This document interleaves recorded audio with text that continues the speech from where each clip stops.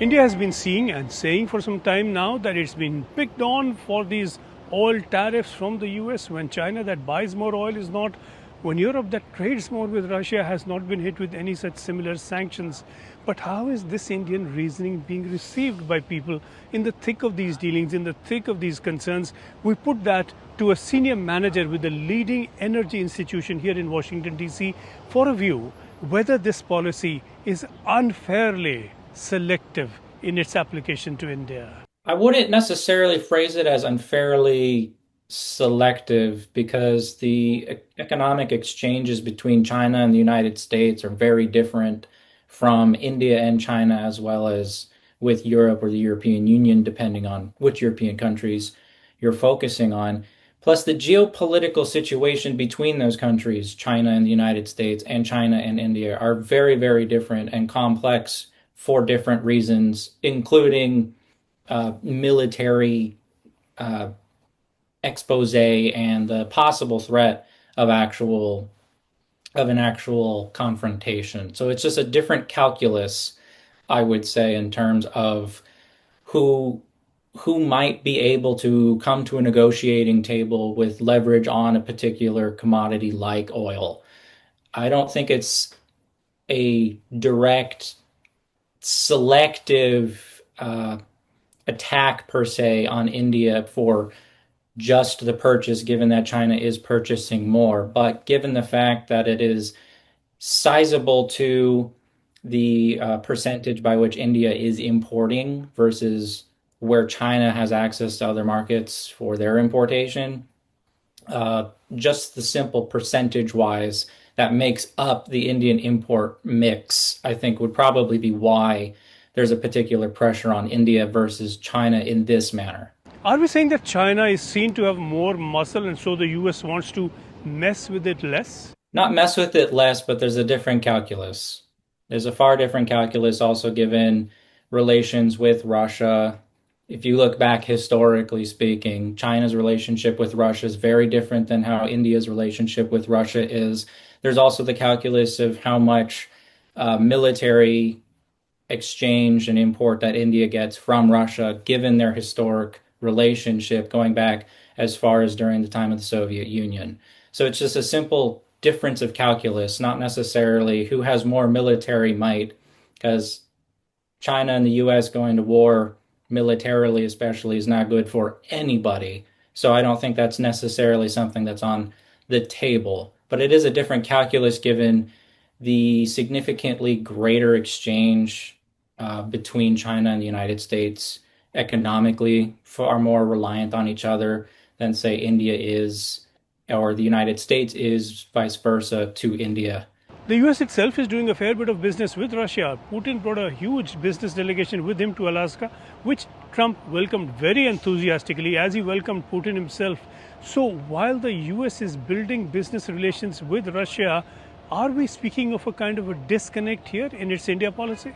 I think the ultimate goal here is to try to end the war between Russia and Ukraine. And by enticing Russia to be a more free playing player in the global marketplace by discussing future growth within business cooperation is a means of enticing an end to the war and to get the two parties, Putin and Zelensky, to agree to an end to the war. Some of these the business dealings between the US and Russia, they're complicated for a lot of different reasons, but using it as a tool of leverage to try to end the war is ultimately what the point or the objective I would argue is what they're trying to do. But the dollar or the ruble can be spent anywhere, anyhow, wherever it is earned from. Are we saying that this dollar earned from the US will necessarily be spent differently from the dollar earned in India? Are we seeing, to put it politely, some inconsistency here?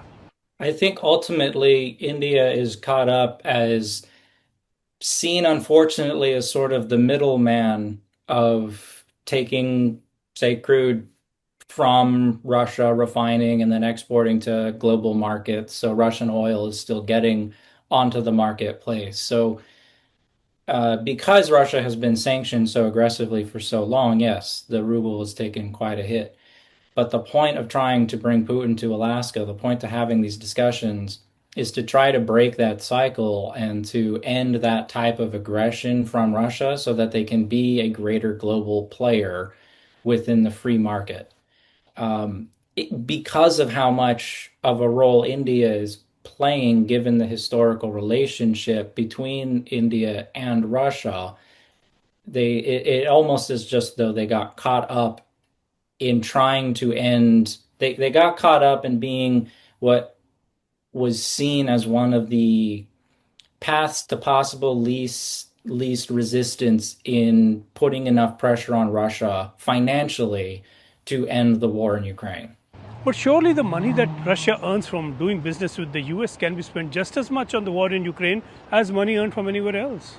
Russia's economy, federal budget, more than half of it comes from their oil sales. So taking a significant portion of that away anywhere you can, and given that India has been purchased, their imports have accounted for 35 to over 40%, fluctuating depending on price, of Russian import, taking that away from Russia would put significant economic pressure on them.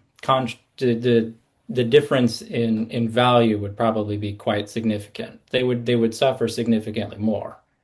Or the pressure would then be put on doubly on China to try to pick up that lost export revenue from Russia, but China's been slowing down their refining processes for the past years off and on. So it's not even necessarily certain that China would be interested in increasing their already very high imports of Russian crude. Is there anything that can stop Russia from spending the money it earned from the US on the war in Ukraine?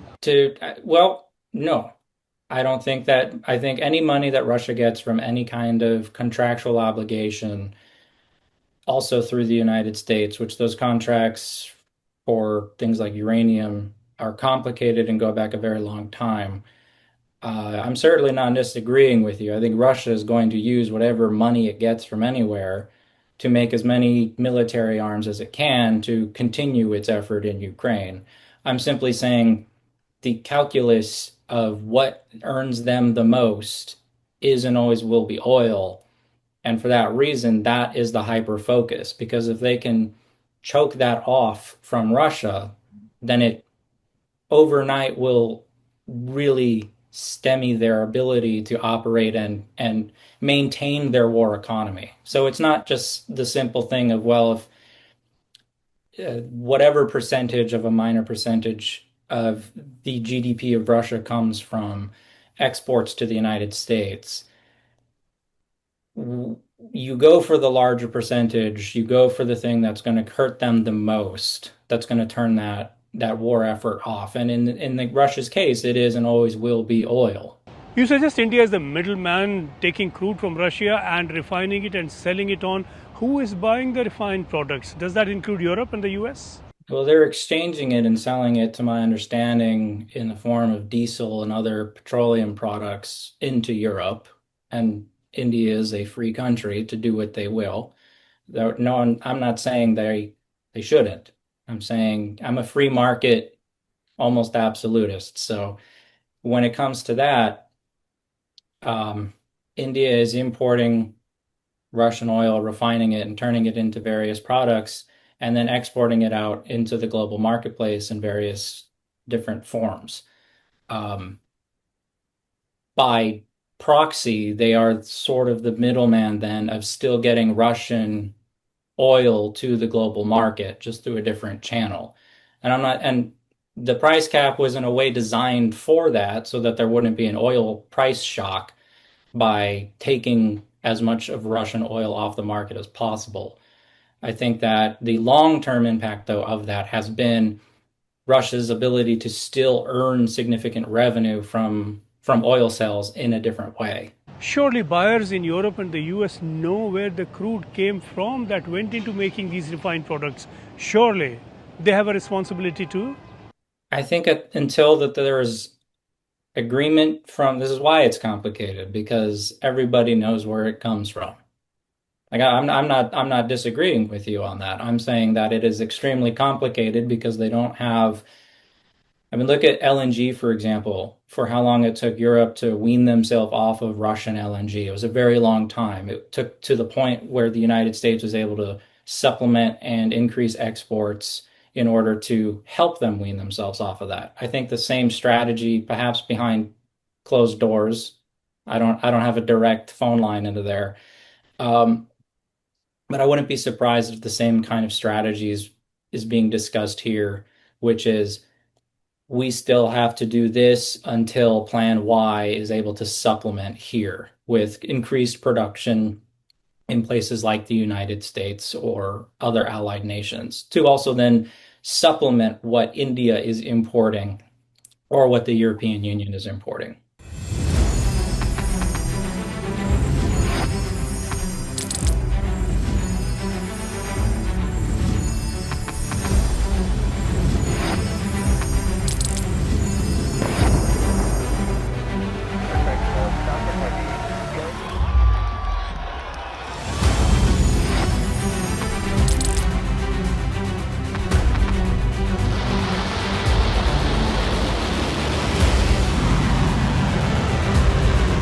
Been fighting so long and so hard that they don't know what the they're doing.